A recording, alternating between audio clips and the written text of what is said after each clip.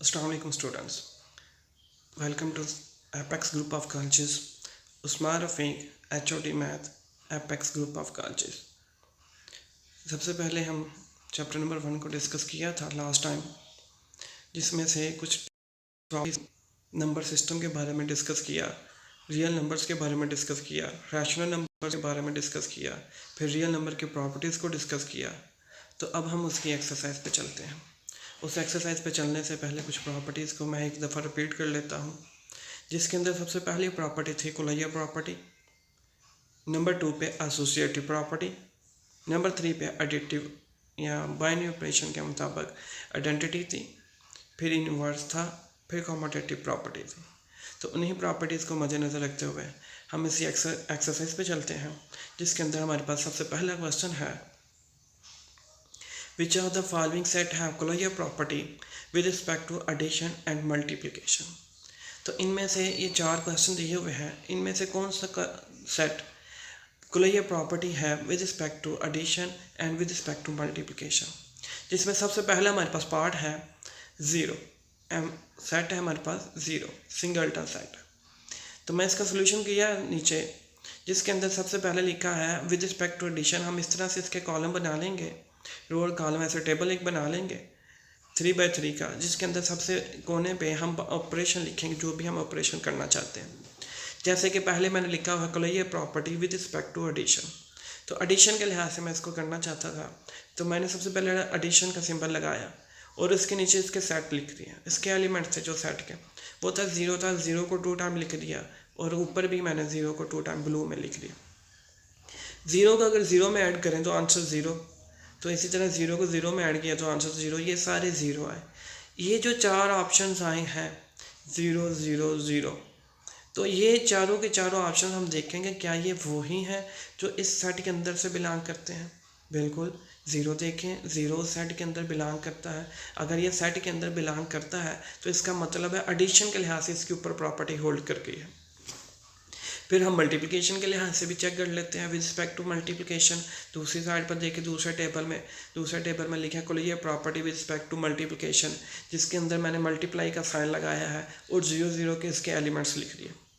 इनके एलिमेंट्स को ज़ीरो से मल्टीप्लाई करेंगे तो आंसर ज़ीरो ही आएगा।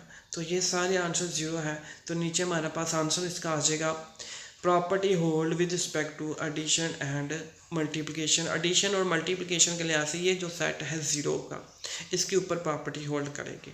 अब हम नेक्स्ट क्वेश्चन नंबर 2 पे चलते हैं, सेकंड पार्ट के ऊपर, जिसमें सिर्फ और सिर्फ 1 लिखा है। तो सेट है closure property with respect to addition and multiplication, ये हमारे पास गिवन डाटा था और एक सेट दिया हुआ है 1। तो मैं इसका सोल्यूशन करना चाहता हूँ विद रिस्पेक्ट टू एडिशन। जब मैंने इसको विद रिस्पेक्ट टू एडिशन करना चाहा, तो एडिशन में एक ही एलिमेंट है, इसको ही 2 टाइम लिख देंगे 1 साइडों पर। तो 1 में 1 को प्लस किया तो आंसर 2, 1 में प्लस 1 किया तो आंसर 2, तो ये 2 ही आएगा। तो क्या 2 इस सेट के अंदर से बिलोंग करता है? नहीं करता, 2 इसके अंदर नहीं है। अगर 2 इसके अंदर नहीं है तो इसका मतलब ये प्रॉपर्टी इसके अंदर से होल्ड नहीं करेगी। जैसे कि हमने पहले भी, मैं एक दफ़ा रिपीट कर लेता हूँ, कोलैयर प्रॉपर्टी मतलब ये कि क्लोज होना चाहिए। जिस सेट के अंदर से हम जो भी एलिमेंट उठाएंगे, उनका आंसर, जो भी ऑपरेशन करें, वो आंसर उसी सेट के अंदर से बिलोंग करना चाहिए। लेकिन ऐसा नहीं है, सेट के अंदर नहीं है, तो इसलिए इसके लिए with respect to addition property hold नहीं करेगी। तो हम दूसरी तरफ चले जाते हैं मल्टीप्लिकेशन की तरफ। मल्टीप्लिकेशन में देखें, 1 को 1 से मल्टीप्लाई किया तो 1 ही आंसर आ रहा है। तो 1 एक ऐसा एलिमेंट है जो इस सेट के अंदर से बिलोंग करता है, तो बिल्कुल तो प्रॉपर्टी होल्ड करेगी विद रिस्पेक्ट टू मल्टीप्लिकेशन।